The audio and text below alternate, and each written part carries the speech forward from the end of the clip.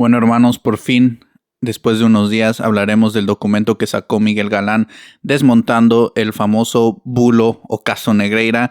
Es bastante interesante todo lo que se dice en ese documento. Más o menos son 45, 46 páginas, creo, como 40 más o menos solo de contenido. Lo otro es como el índice, la portada, la bibliografía, etcétera, etcétera. Creo que es más o menos eso y pues ya terminé de leerlo y por fin creo que hay un espacio para hablar un poquito más a profundidad de todo lo que se dijo en ese documento que, siendo sinceros, es complicado de entender. Yo no soy una experta jurista, no soy tampoco abogado ni nada, pero más o menos ahí con ChatGPT, con internet, ahí haciendo un poco de contraste de información y buscando referencias, buscando definiciones, más o menos logré entender algo. Tampoco es que sea aquí una eminencia y lo que va a decir es la verdad absoluta, pero en lo que yo pude entender de ese documento es lo que estaremos desarrollando a lo largo del video, que creo que va a estar un poquito largo.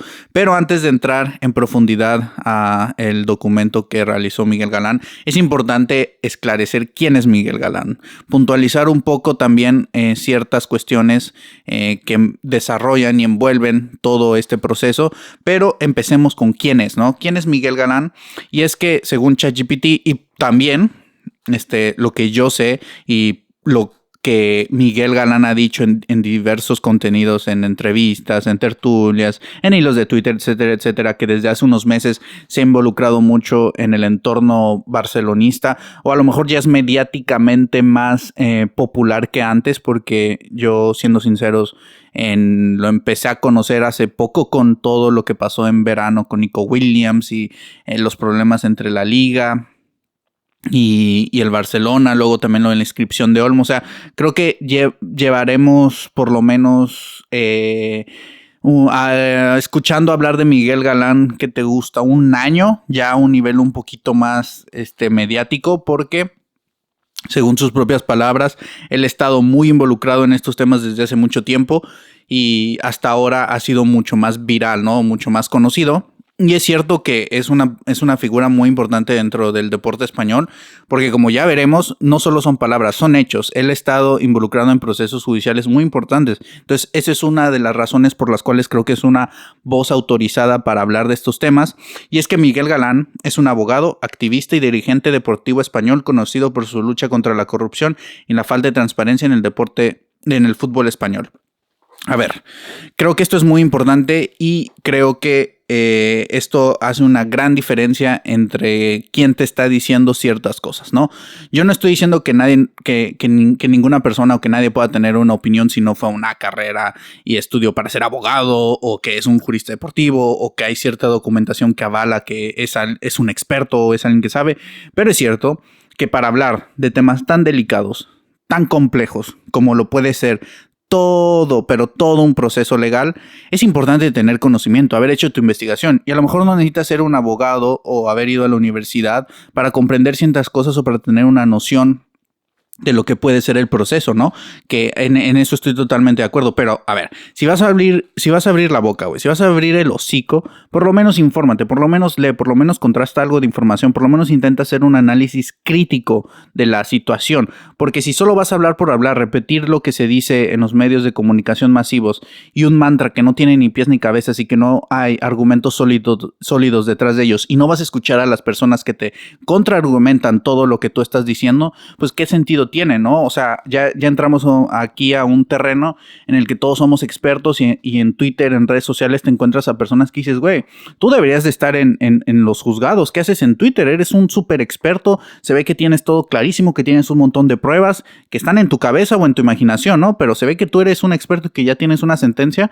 Pues ¿por qué no te pones a chambear en un ámbito muchísimo más profesional y formal, ¿no? Porque se ve que tienes todas las herramientas del mundo, se ve que eres un chingón, pues adelante, porque eso es lo que está pasando. Ahora todos dan sentencias del caso Negreira mucho antes de haber por lo menos hecho una investigación o contrastado todo lo que escuchan de fuentes que a lo mejor a ellos no les parece, porque si alguien apoya a ahí van muchos a repetirlo. Y si otros apoyan B, ahí van a repetirlo. Pero los que apoyan B normalmente no escuchan lo que dice A y viceversa. Eso es un gran problema. Tienes que escuchar los argumentos de ambas posturas y ver cómo te lo están justificando para poder llegar a tus propias conclusiones, güey. Al final estamos especulando mucho en este caso porque no hay pruebas, no tenemos acceso a toda la documentación ni a toda la información necesaria para poder sacar sentencias tan tajantes como muchas personas lo hacen, ¿sabes? Y eso es algo que creo que es importante, por lo menos esclarecer o darle algo de visibilidad, ¿no? No tenemos la verdad absoluta, la información la tenemos incompleta, pero con lo que hay públicamente se pueden hacer ciertas aproximaciones y ciertos análisis más o menos acertados, pero por lo menos con más fundamento, como el que está haciendo Miguel Galán en este documento, y creo que tiene las credenciales para poder hacer un análisis con esta profundidad y con estas herramientas, porque no es cualquier tuitero, no es cualquier fanático ultra de algún equipo, porque él mismo ha dicho que no es ni barcelonista, no es ni madridista, y que en realidad él solo busca el bienestar, el progreso, por así decirlo, del fútbol español. Y se nota porque sus acciones lo respaldan. Y es que además de esta definición, que es lo que más o menos puedes encontrar en ChatGPT, son cosas que yo he aprendido y que sé que él mismo ha dicho en entrevistas, entonces creo que está más o menos respaldado. Ya podrá estar un poquito menos formal o no tan preciso, pero creo que en líneas generales está bien cómo describe quién es, y además es que es presidente de la Asociación Transparencia y Democracia en el Deporte, una organización que se dedica a denunciar irregularidades y promover la transparencia dentro de diversas instituciones deportivas en España, y además es el presidente del Centro Nacional de Formación de Entrenadores de Fútbol, CENAFE, una entidad especializada en la formación y profesionalización de entrenadores de fútbol en España. Entonces, como vemos, es una persona que tiene experiencia en el fútbol, que está involucrado en temas interesantes, y creo que por lo menos ahí ya te da una pincelada de quién es, ¿no? Pero, ¿por qué yo digo que los hechos lo demuestran y que estos hechos justo respaldan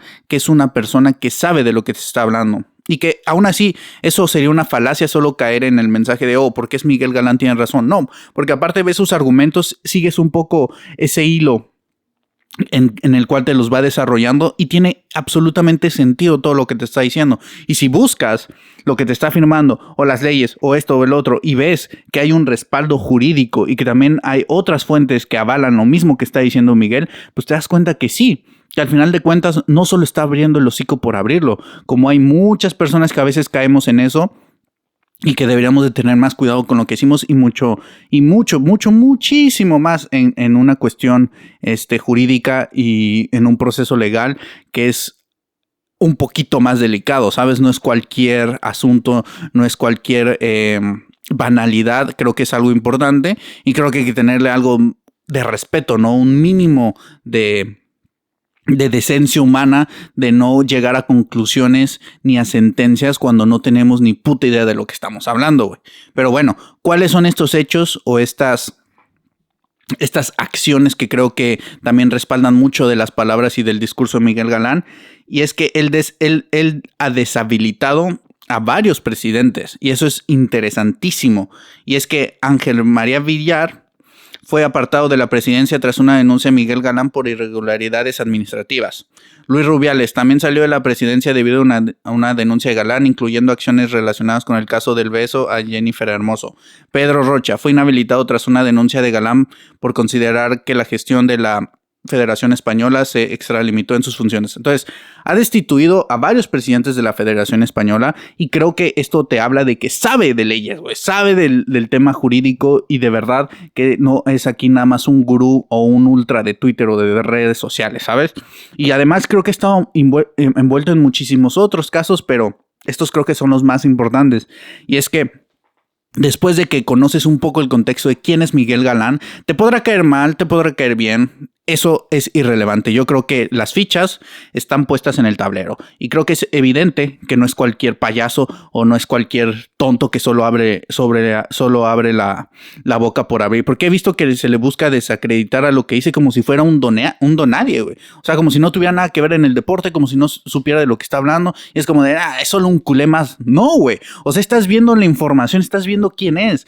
Realmente es alguien que, no me gusta mucho la palabra, pero lo podemos considerar un experto en temas jurídicos, güey. O sea, ven los procesos que se ha inmerso. Yo creo que es muy complicado destituir a un presidente de cualquier federación y mucho más de una institución que está relacionada al deporte. Y el fútbol español ya hemos visto de lo que está muy, pero muy envuelto, que ahí ya no entraremos en temas políticos ni nada, pero creo que en Latinoamérica y en muchas partes del mundo también pasa, ¿no? Pero en España ya se sabe y se ha demostrado que hay muchísimos problemas y que hay por ahí ciertos momentos en los cuales pues no es tan transparente. Y es por eso que ha destituido a tantos presidentes, porque evidentemente hay cosas que no se están haciendo bien y que me encantaría que otros países, otras instituciones tuvieran figuras como Miguel Galán que sí buscan la justicia, porque se nota que no tiene intereses, por lo menos lo que se ha visto públicamente, se nota que no tiene intereses personales de sacar beneficios de estas situaciones, porque él mismo lo ha dicho. O sea, a él ya le va chido, tiene sus empresas también, o sea, no tiene una necesidad económica, y si el día de mañana se presenta para ser presidente de la federación, lo verá, pero que ahorita no es como que sea su objetivo número uno. Y yo creo que una figura que te habla tan transparente y que es tan claro, creo que se aprecia en un mundo donde estamos lleno de mucha falsedad, ¿sabes? Y de mucha gente que pretende o que busca cosas que a lo mejor no te dice de cara, pero que detrás hay otra intención. Y creo que por lo menos con lo que yo he visto y todo lo que he consumido de Miguel Galán, creo que es una persona bastante transparente en este sentido, por lo menos públicamente. Ya personalmente, pues quién sabe, ¿no? No lo conozco, pero por la información y lo que he visto públicamente, creo que es una fuente bastante fiable en cuanto a estos temas. O sea, no te diré que es una eminencia, ni el dios de la verdad, ni nada. No. Supongo que como todos, tiene sus matices de grises, tiene sus contradicciones, tiene sus errores, pero en este tipo de información, cuando es muy delicado lo que se está hablando, ha mostrado puntos muy buenos y eso es lo que vamos a desarrollar a lo largo del video, porque Miguel Galán, mira, para decirte por qué considero que también es una persona que podemos confiar un poco en lo que dice, tampoco tomarlo como una verdad absoluta. Siempre hay que analizar, hay que entender algo de pensamiento crítico, porque no te puedes tragar todo lo que te diga, por más de que sean tus papás, de que sea que sea el otro, no, güey. Siempre hay que pensar y reflexionar en lo que se dice, cuestionarlo. Y ya si ves si los argumentos son válidos y son sólidos, pues ya puedes estar de acuerdo y llegar a tus propias conclusiones o interpretarlo como quieras, pero tiene que haber un proceso reflexivo, por lo menos en mi opinión. Y es que Miguel Galán, recuerdo que hubo un momento en el que los culés también se le fueron muy, pero muy encima, y es porque aseguró que había como un pacto entre Laporte y Tebas como de no agresión, ¿no? Y yo también ahí dije como, raro, ¿no? Raro que primero muy justiciero y buscando aquí un poco de neutralidad en ciertos temas, y después no sale con esto. Se me hacía un poco raro, pero después, entendiendo sus argumentos y cómo se fueron desarrollando ciertos hechos, digo, ok, tiene sentido lo que dice, no es algo que ahorita me parezca descabellado, aunque en su momento sí, pero no es más allá de si es verdad o no, lo que me dice es que no tiene una empatía extremadamente fanática con el Barcelona, o que está casado con el Barça, o que es culé de closet. No, güey. O sea, lo que me dice es que realmente él busca la transparencia en el deporte, porque para él sería muy fácil no meterse con el Barça y seguir esta línea y que los culés le sigamos aplaudiendo y le estemos ahí chupando un poco lo que viene siendo la verga, pero realmente se ve que él le gusta esclarecer lo que él considere que es necesario esclarecer, dar la información que para él es lo más adecuado y lo más transparente que pueda hacer, y eso me gusta. O sea, me gusta que no demuestra ser un fanático, ni que lo estén sesgando los colores o la fama o esto, la viralidad, o que busque la atención de de una manera más personal y que enfoque todo como en él como individuo, ¿no? O sea, se nota que más o menos los temas que él toca y de lo que le gusta hablar es un poco por el bienestar del deporte, no tanto por un beneficio personal. Y es que esto lo menciono porque tras la denuncia que le puso a Javier Tebas hace poco, él invitó al Barcelona prácticamente a que se sumara, porque sabía que si el Barcelona se sumaba a su denuncia era más fácil destituir a Tebas. Y vimos que el Barcelona no actuó y que Laporta ha tenido una actitud que, sinceramente, a mí esa es una de las pocas cuestiones que le podría reprochar a Laporta, porque repetimos una vez más, Laporta ha hecho una gestión monumental, magnífica, de excelencia en el Barcelona. Pero evidentemente es una persona y se equivoca y creo que hay contradicciones en todos y que nadie es perfecto, ¿no? Entonces, dentro de esas contradicciones y de esos grises que no me gustan en Laporta, es que con Tebas ha sido muy permisivo y a lo mejor sí ese pacto del que habla Miguel Galán como un pacto de no agresión y esto, pues a mí sinceramente no me gusta. Entiendo que tendrá sus razones y que será lo mejor y a lo mejor una estrategia que beneficie al Barcelona para que ya no nos estén chingando tanto, eso lo entiendo, pero realmente a mí sí me duele un poco que no se haya ido tras Tebas después de todas las que nos ha hecho y no me sirven el argumento de que a lo mejor ponen a alguien peor que Tebas no creo que exista. O sea, de verdad Tebas nos ha hecho tanta mamada, güey, se ha portado tan mal con el Barça que a mí me molesta que Laporta no fuera muchísimo más ofensivo en su postura hacia Tebas.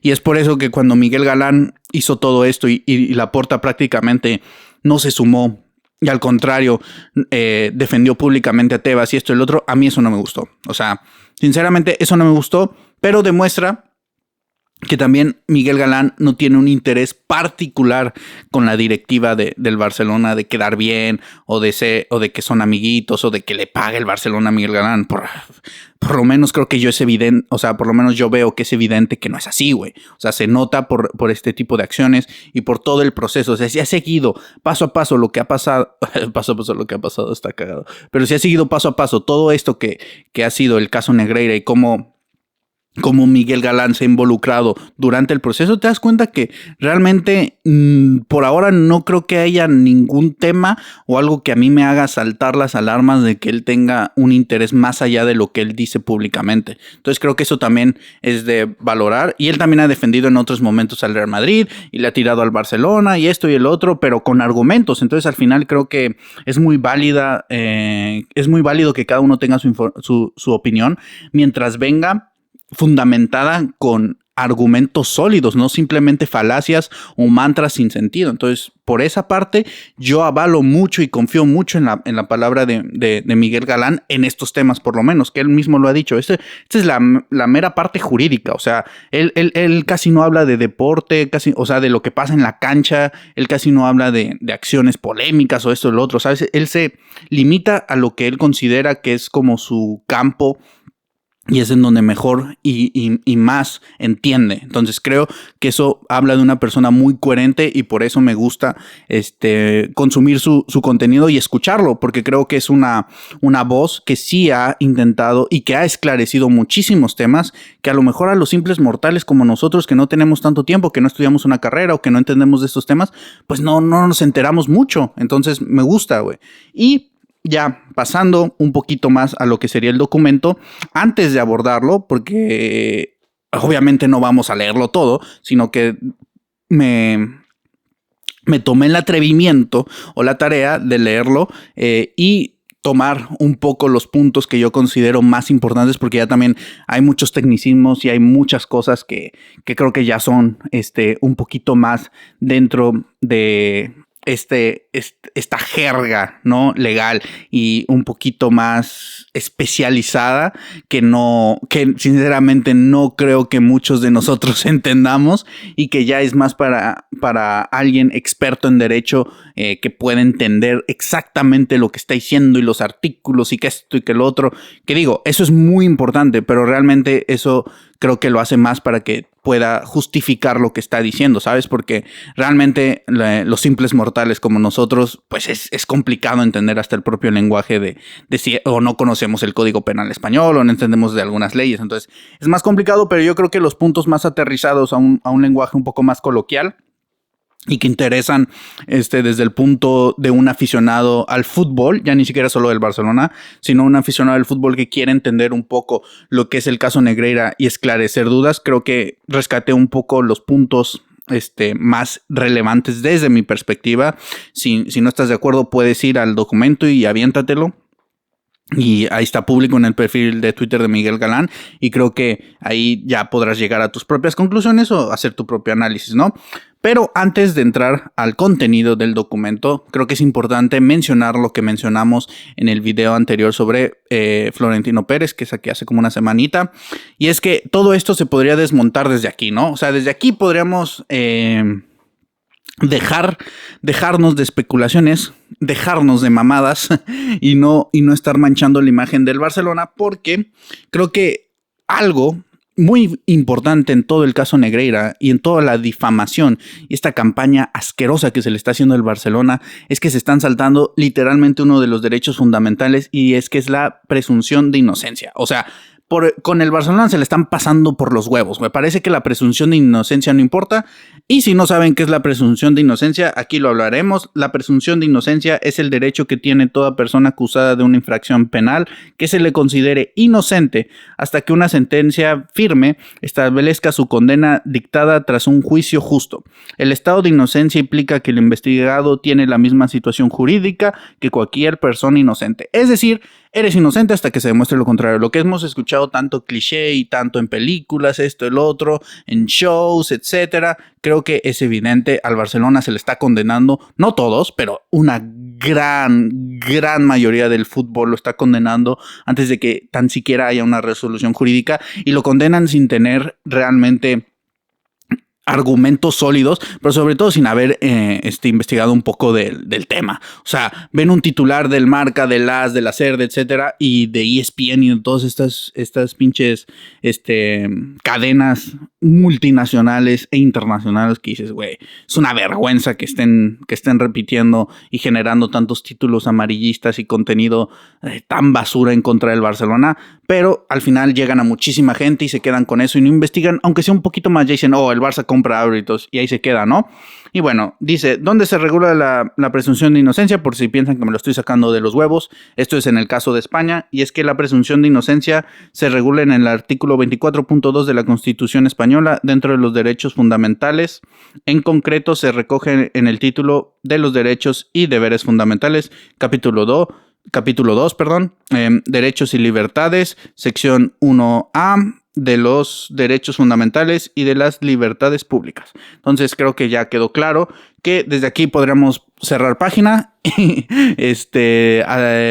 hacer una conclusión y decir, ok, del Barcelona no se le puede sentenciar, no se puede seguir con estas mentiras porque hasta que no se demuestre lo contrario es inocente. Entonces todos los que estén diciendo y afirmando que el Barcelona compró árbitros, que hizo esto, que hizo aquello, para empezar no tienen las pruebas ni siquiera jurídicas y mucho menos el respaldo de lo que pasó en la cancha, así que estarían saltándose los derechos fundamentales del Barcelona, pero como vemos que les vale verga, es por eso que tenemos que hacer todo este tipo de contenido y desarrollar todo este tipo de argumentos para justificar algo que en teoría desde aquí se debería caer, pero bueno, ya vayamos un poquito más a lo que nos atañe en este video, que es el documento que hizo Miguel Galán, que se llama El Bulo Negreira desde el derecho penal. Entonces creo que es un gran título, es un gran documento y creo que es muy importante. Y si realmente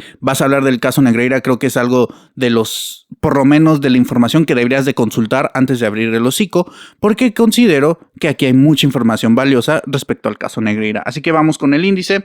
Por si a ti te interesa, tenemos un índice bastante completo que va desde un marco normativo, el bien jurídico y principios de intervención, el delito de corrupción, corrupción deportiva, jurisprudencia relevante, reconstrucción fática del... O sea, como ves, hay muchos tecnicismos y es muy completo en cuestión de de todos los temas jurídicos, pero realmente yo tomé un poco lo que considero más aterrizado para los mortales y de lo que puedo llegar a entender muchísimo más, pero intenté darle ahí un par de vueltas, investigar ciertos conceptos que no entendía y creo que es bastante amena la lectura y que va fluyendo, nada más que evidentemente cuando se pone muy teórico el asunto, pues sí hay que investigar un poquito, hay que buscar ciertos conceptos, hay que intentar aprender sobre la marcha, pero creo que en sí, ahí pueden ver el índice por si les interesa profundizar más en algún ámbito, en algún punto, así que ahí lo tienen para que lo revisen y vayamos a la primer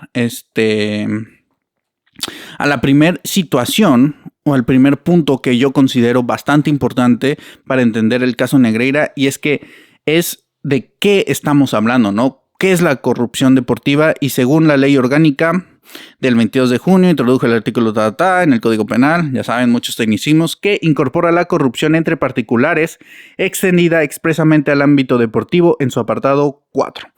Este precepto sanciona los sobornos destinados a alterar o predeterminar de una forma fraudulenta el resultado de competencias deportivas profesionales, distinguiendo entre las modalidades de corrupción activa, prometer, ofrecer o condenar un beneficio, y corrupción pasiva, solicitar, aceptar o recibirlo.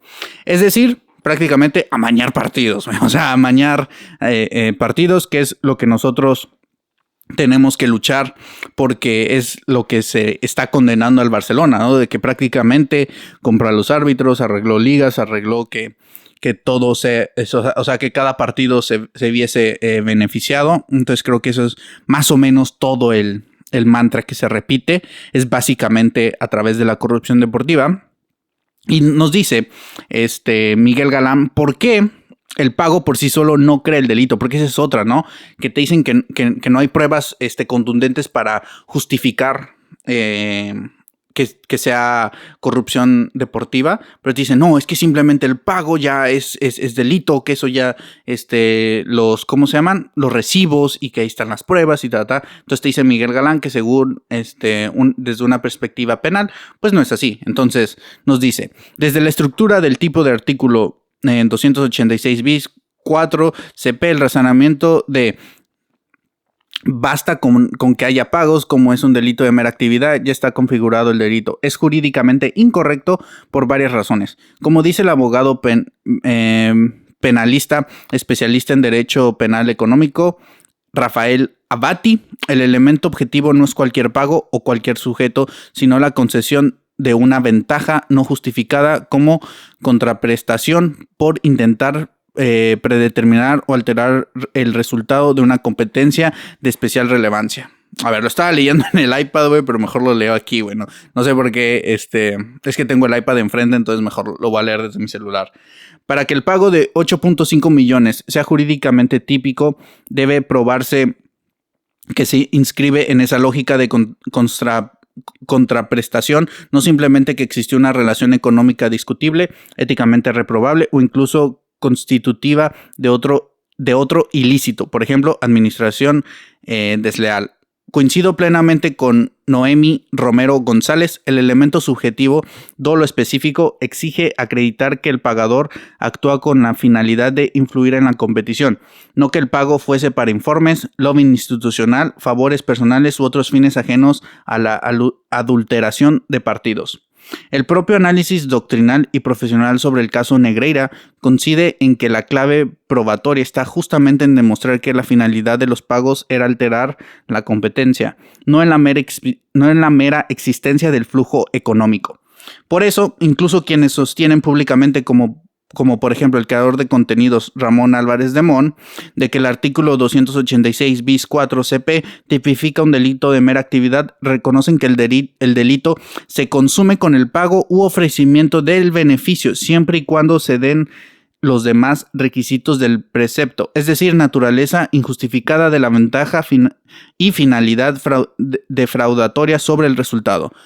Y como ya después de esta explicación nos damos cuenta, realmente aquí desmonta paso por paso, con pruebas, de forma jurídica, por qué la simple actividad o solo por los pagos no se puede sostener como una prueba jurídica para decir que el Barcelona utilizó estos medios para amañar los partidos y por lo tanto no hay corrupción deportiva. Y es que es importante esclarecer estas cosas porque te repiten mantras y tú te la terminas creyendo. Personas que no están bien informadas dicen, es que simplemente con los pagos ya es suficiente, y no, aquí te está diciendo por qué no es así. Entonces, hay una ausencia de hechos acreditados y creo que eso es muy, pero muy importante porque nos dice que no se ha probado que los pagos fueran indiciarios de un acuerdo concreto para alterar encuentros, ni que constituyan ni siquiera como mera actividad, una acción dirigida a predeterminar deliberada y fraudulentamente el desarrollo o resultado de la competición. No constan pagos a árbitros por partidos determinados, ni instrucciones ni secuencias de decisiones arbitrales acreditadas que permitan inferir razonablemente que se adulteró siquiera el encuentro, ni se ha identificado un iter criminis típico, ofrecimiento, aceptación y ejecución que pueda considerarse consumación anticipada del delito. Tampoco se ha demostrado la existencia de una forma novedosa de posible retribución ilegítima que implicara una corrupción sistemática al servicio del FC Barcelona. No hay pruebas ni testimonios que acrediten compra de árbitros mediante el tradicional método de pago por partido, ni una estructura aprobada de decisiones dirigidas desde el CTA para favorecer al club. Lo que aparece más bien es corrupción. Es una corrupción sistemática histórica vinculada a la gobernanza de la federación y al poder de determinadas presidencias arbitrales orientada a la perpetuación de su control, pero no específicamente diseñada para beneficiar al Barcelona en la manipulación de resultados. Es decir, hay un problema el problema es más una corrupción sistemática dentro de la federación para que una cierta cúpula, una cierta élite siga manteniendo el control, pero que nada tiene que ver el Barcelona en esto. Y dicen, no hay pruebas, no hay nada que sostenga lo de la corrupción deportiva. No se puede probar penalmente que el Barcelona se vio beneficiado. Cortita y al pie. O sea, en resumen, no hay pruebas. Y aquí te dice por qué y lo que intentan repetir estos creadores de contenidos muy afines al Real Madrid, pues no tiene recorrido jurídico. Así de fácil, así de sencillo, y creo que es importante entender estas cosas porque al final el Barcelona termina siendo víctima. O sea, yo creo que muchos se toman a broma eso, pero es que es la realidad y aquí te explica por qué. Y dice, el FC Barcelona, víctima e indemnización. La configuración jurídica más coherente con los datos actuales del procedimiento es considerar al FC Barcelona como víctima patrimonial de una posible administración desleal y no como un autor de un delito de corrupción deportiva que hoy en día carece de indicios típicos suficientes. El artículo 552 del Código Penal sanciona a quien, teniendo facultades de administración sobre un patrimonio ajeno, se excede en sus facultades, causando un perjuicio al titular de ese patrimonio.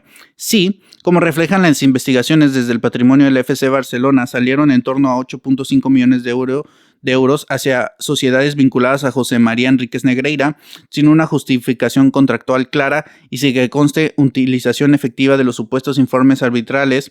El sujeto pasivo del prejuicio es el propio club, cuyo patrimonio se ha visto injustificadamente disminuido. Sobre esa base, los posibles responsables penales serán los administradores que ordenaron y mantuvieron estos pagos, en tanto gestores desleales del patrimonio ajeno, y no en el club en cuanto tal, que aparece objetivamente como él ante el despatrimonializado, güey. Es una locura esa palabra, güey. Pero se entiende, ¿no? Se entiende. Ello sitúa al FC Barcelona en la posición de víctima directa del delito de administración desleal, con los consiguientes derechos a la restitución de lo indebidamente pagado y la indemnización por los daños causados. A ver, perdón si no estoy fluyendo mucho en la lectura, güey. No sé si se alcanza a ver, pero está bien chiquita la puta letra, güey. Entonces apenas y puedo leerlo con comodidad, güey. Y a veces usa un lenguaje un poquito complicado, güey. Pero aquí básicamente lo que nos está diciendo es que todo apunta a que unas ciertas personitas desde el Barça y externo al Barça puede ser, estuvieron sacando algo de dinero constantemente. Y eso me gusta que se mencione porque en unas declaraciones recientes de Rosell se todavía se dan más argumentos y se explican con peras y manzanas por qué esto tiene mucho más recorrido lo que es la administración desleal que la corrupción deportiva, pero eso ya lo dejaremos cuando terminemos de revisar el documento, porque literalmente todo apunta a que hubo personas que estuvieron robando del Barcelona, básicamente, y que si hay alguien que se ve afectado por esta situación, por el caso Negreira, es el Barcelona como víctima. Y creo que es bastante evidente hasta ahora con las pruebas que hay públicamente que ese es el camino más lógico. Ahora, inexistencia actual de corrupción deportiva típica. El delito de corrupción deportiva del artículo 286 bis 4 CP exige, tanto en la letra de la norma como en la interpretación del Tribunal Supremo, en el caso Osasuna, que es otro caso que pone ahí y que hace todo un análisis y que sirve para este caso Negreira, que es como, no sé exactamente cómo lo llaman en derecho, tiene una palabra y creo que es muy conocido, pero es como, es un antecedente, ¿no? Entonces, desde ahí ya te sirve para nuevos casos o para futuros procesos. Y es que un concierto encaminado a predeterminar de manera fraudulenta el resultado de partidos concretos o de una competición normalmente apoyada en pruebas personales, documentales y económicas que vinculan pagos con encuentros determinados. En el caso Negreira, tras años de investigación, los propios resúmenes públicos de la causa reconocen que no se ha podido demostrar que esos pagos se hicieran con la intención efectiva de influir en la actuación de los árbitros durante los partidos, ni se ha identificado el amaño de un solo encuentro. No hay pruebas tras tantos años de investigación, carnal. Creo que eso no queda muy claro y la gente se pasa mucho por los huevos esto, pero ya vemos que tienen que salir aquí juristas deportivos a que te lo digan y si no, no los escucha nadie. Y aún así, aunque Miguel Galán lo diga, hay personas que literalmente no leen nada y dicen, es que ese güey es que... Güey, es totalmente infantil mucho de las posturas que escuchas luego en torno al caso Negreira. O sea, de verdad es como discutir a veces con una pared, pero bueno, ¿qué le vamos a hacer? Nosotros tenemos que defender a nuestro Barcita. Mientras no se acredita el elemento subjetivo específico, ánimos de alterar resultado, ni se conectan los abonos con la manipulación de partidos concretos, la calificación de corrupción deportiva resulta atípica o cuando menos jurídicamente insostenible conforme a los estándares de prueba reforzada que el Supremo exige en esta materia. En tal situación, la explicación dogmática más consistente es reducir los hechos a una posible administración desleal ad intra y excluir la concurrencia del delito de corrupción deportiva sin que pueda suplirse esa carencia probatoria con meras sospechas o inferencias estadísticas generales sobre el rendimiento deportivo del equipo. Y bueno, eso básicamente nos dice que hay ciertas consecuencias que terminarían con la indemnización del Barcelona. O sea, que finalmente el Barcelona es la víctima, güey. O sea, es que es impresionante. Muchas personas se lo pueden tomar a broma, pero es cierto, al final todo está apuntando que es la víctima. Y ni siquiera lo estamos dando como una verdad absoluta. Seguimos diciendo presuntamente, güey. O sea, presuntamente hubo personas que a lo mejor estuvieron ahí robándole al Barcelona y que todo indica a que puede ser administración desleal. Ya veremos si salen nuevas pruebas, lo que sea que pase, pero ahorita, 26 de diciembre de 2025, todo apunta a que hay una presunta administración desleal. Eso es lo que las pruebas y lo que hay públicamente nos dice. Y luego, las consecuencias civiles. Si finalmente se declara que los administradores incurrieron en administración desleal utilizando el patrimonio del FC Barcelona para realizar pagos injustificados a José María Enríquez Negreira, ello implicará, por definición, el reconocimiento judicial de que los 8.5 millones salieron indebidamente del patrimonio del club. De esa premisa se sigue que el FC Barcelona es acreedor de la restitución íntegra de las cantidades desviadas y de los daños adicionales que pueda acreditar, incluidos en su caso prejuicios reputacionales o costes derivados, al amparo de la responsabilidad civil derivada del delito previsto en los artículos 109 y siguientes del Código Penal.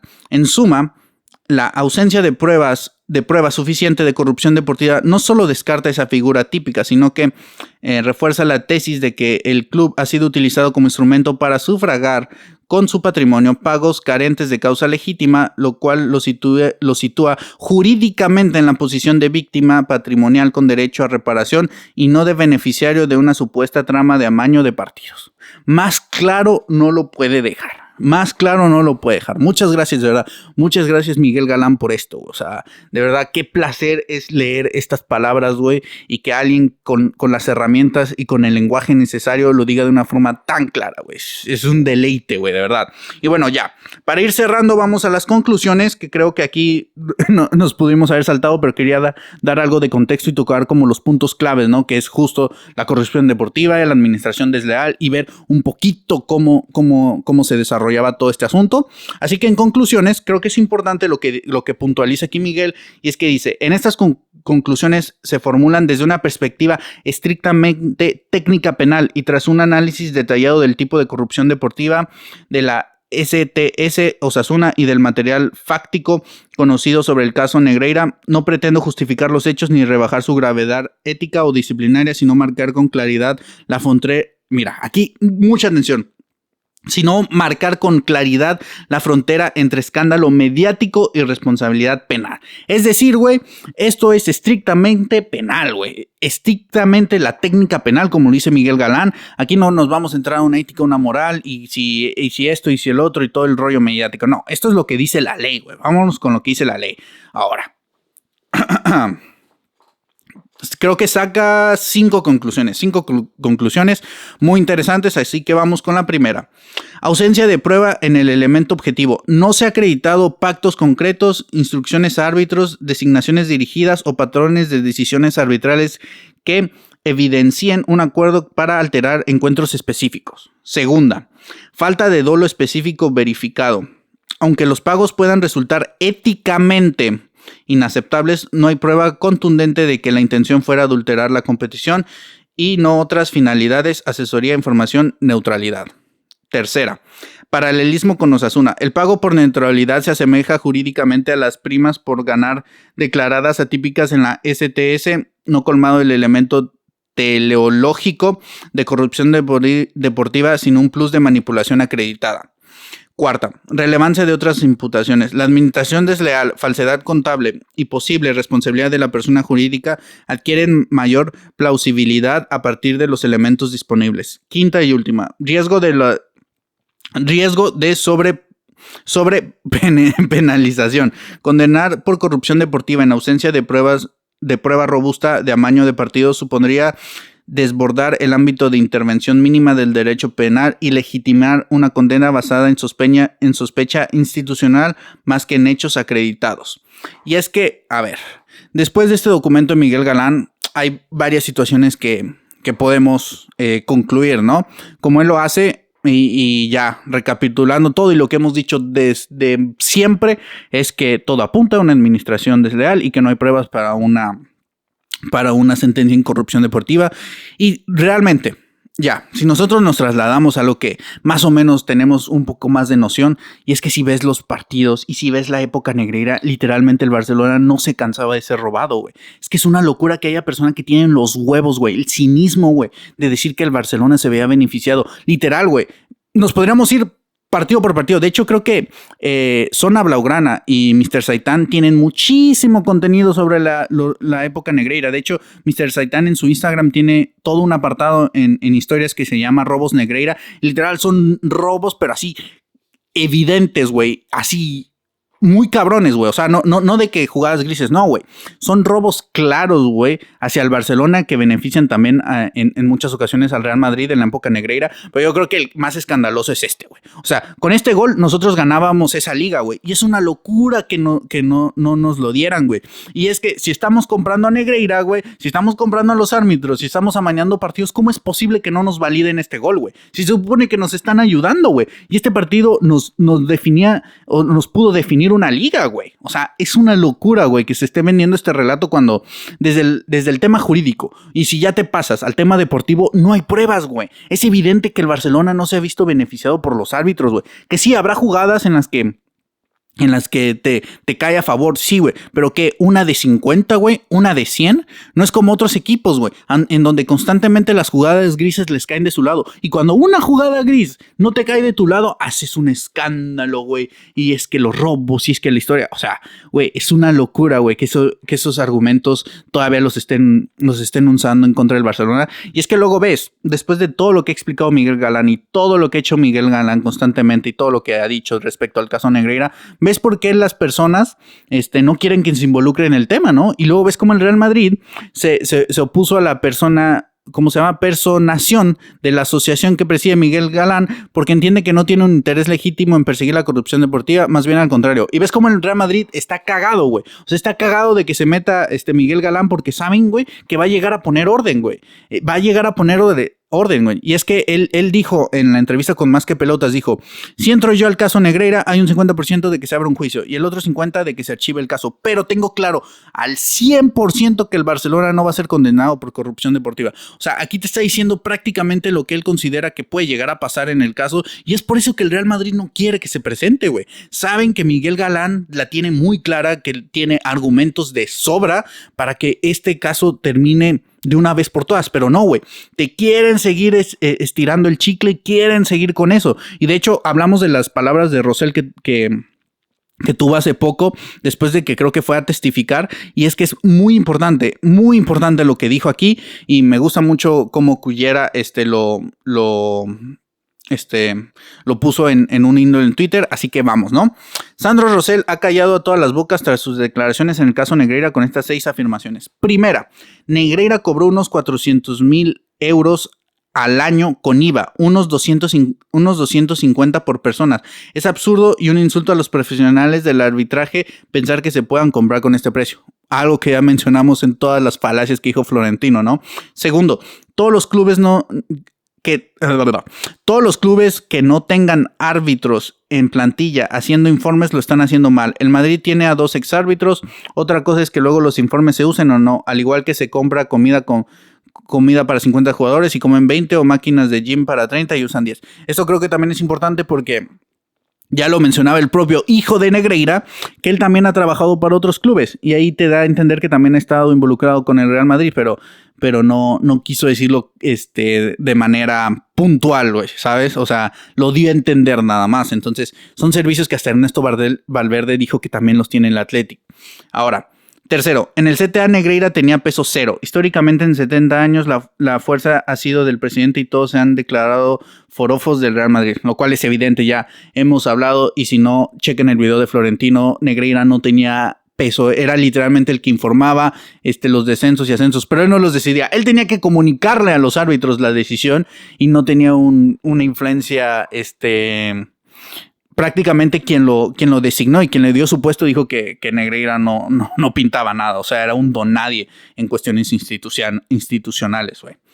Luego, cuarta, teníamos un equipo con Xavi, Iniesta, Messi, Piqué, Jordi Alba, todos los jugadores hechos en la Masía. Esto sí que duele, tenemos un equipazo, por eso ganamos. Literal, güey, o sea, en la cancha, esa es otra, güey, que ya sé que jurídicamente no pesa, o que no puedes presentarlo como, es que éramos muy buenos, güey. Creo que eso es más que evidente, pero para las personas y los aficionados comunes como nosotros, creo que si te das cuenta y revisas cómo jugaba el Barcelona, te das cuenta que los árbitros no tenían nada que ver. Y lo puedes ver hasta en las entrevistas de exjugadores del Real Madrid que lo vivieron en sus propias carnes, como jamás hablan del árbitro y más bien hablan del baile que les metía el Barcelona en toda esa época, güey. Luego, quinto, ganábamos en España por influencia de nuestros jugadores. ¿Dónde está aquí el señor Negreira? Nos reímos de Pep Guardiola y su equipo es ofensivo.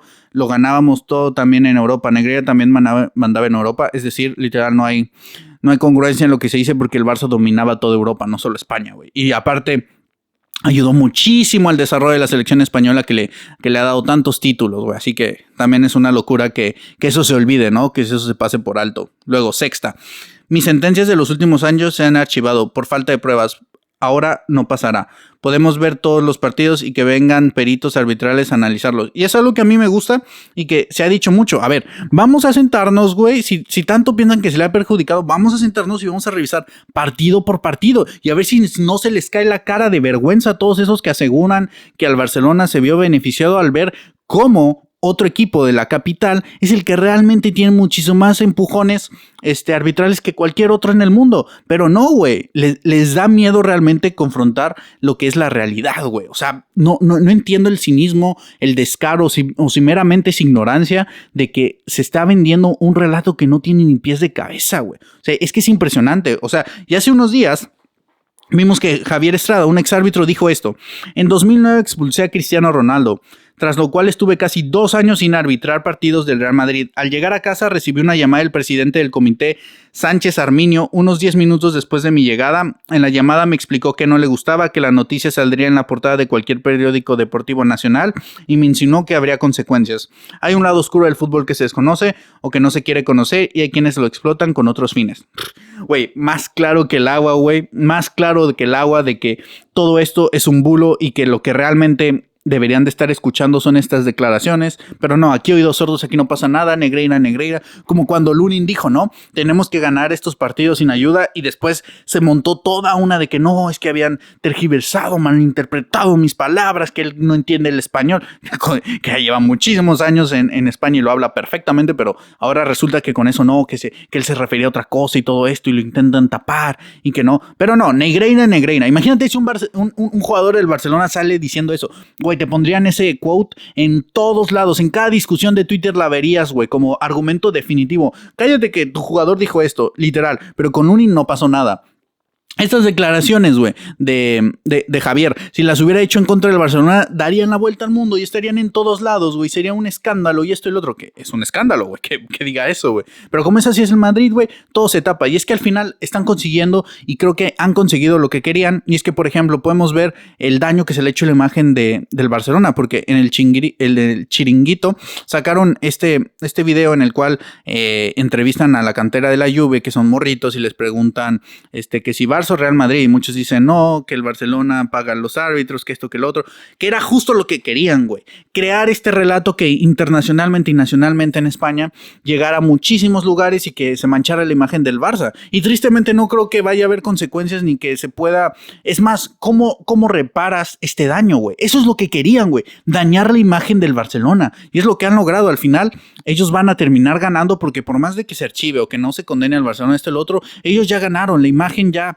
está manchada del Barça y lleno de mentiras y de falacias, güey. Pero eso es lo que querían. Así es como compite esta gente. Están orgullosos de ganar títulos y de competir, entre comillas, de esta forma, güey. Por eso cada día que pasa, güey, estoy orgullosísimo de no ser madridista, güey. Porque a mí no me gustaría que el Barcelona ganase manchando la imagen de los demás equipos, güey, haciendo campañitas contra los demás equipos, recibiendo empujones arbitrales, políticos e institucionales de entidades que tienen una influencia en el fútbol masiva, güey. Entonces, el Barcelona, güey, no necesita de esto. El Barcelona necesita de talento, necesita de sus propios jugadores, de la Masía, de lo que hay en casa, güey. No necesitamos árbitros, no necesitamos instituciones, no necesitamos recalificaciones desde política, no necesitamos ese tipo de relaciones, güey. Nosotros hemos demostrado que podemos competir y que podemos ganar con todo y contra todos, güey. Porque literalmente, güey, a nosotros no nos vienen aquí y nos ayudan y nos mejoran que la ley de ruidos, que esto, que el otro, que nos van a intentar hacer esto, que... No, hemos visto cómo con el Camp Nou, güey, todas las trabas que nos han puesto Ayuntamiento, lo difícil que ha sido regresar al Camp Nou, y aún así el Barcelona, güey, pico y pala, papá, pico y pala, güey. Estoy orgulloso de mi equipo, güey, y por eso, güey, siempre, pero siempre hay que agradecer el ser culé, güey, porque es, yo creo, uno de los placeres de la vida, güey. El ser culé es un privilegio, güey, y hay que estar orgullosos de nuestro Barcita. Vean lo que hemos ganado, vean la historia que tenemos a pesar de toda esta mierda, güey, que se tira al Barcelona, güey. Hay que estar orgullosos, cabrón, hay que estar orgullosos y hay que seguir defendiendo, güey. Aunque a lo mejor tu rango de alcance es 1, 2, 3 personas, no importa, güey. Si tú eres culé de verdad y quieres defender al club y lo amas, güey, por favor, güey, intenta darle visibilidad a esta información, güey. Intenta defender al Barcita, güey. Si no tienes tiempo ni nada, no importa, güey. Por lo menos, no sé, consume, apoya a los creadores de contenidos que hablan bien del Barça, güey. No a los pinches bien queda o a los que les encanta ahí chuparle la verga a los madridistas. No, güey. A los que realmente dicen las cosas como son, con argumentos. Intenta contrastar la información, güey, informarte, tener algo de análisis crítico, porque es una vergüenza lo que se le está haciendo al Barcelona. Esta entrevista que se le hicieron a los morros refleja perfectamente la situación. Estoy seguro que si vas con los del Inter, si vas con los con los del Arsenal, si vas con los que sea, alguno te va a soltar esta mentira también, güey, porque es algo que internacionalmente ha hecho mucho daño al Barcelona y que nos dañaron la imagen. Y eso ya no lo vamos a corregir, pero ¿sabes qué, güey? Por más de que económicamente no sea la mejor decisión, a mí me vale verga, güey, y me la chupa lo que piensen los demás, porque las pruebas están aquí y lo que importa es lo que realmente es el Barcelona. Y si hay equipos como, no sé, puede ser el Bayern Múnich, puede ser el Liverpool, puede ser el Inter, que el Barcelona a lo mejor ha tenido ciertos partidos con mucho choque, o con el Chelsea, por ejemplo, que históricamente hemos tenido una rivalidad, ¿no? Que puede ser más internacional que otra cosa, y que a lo mejor no les caemos bien por X o por B, no importa, güey, que ellos piensen y digan lo que quieran, que repitan mantras, güey, pero nosotros sabemos la verdad, estamos intentando competir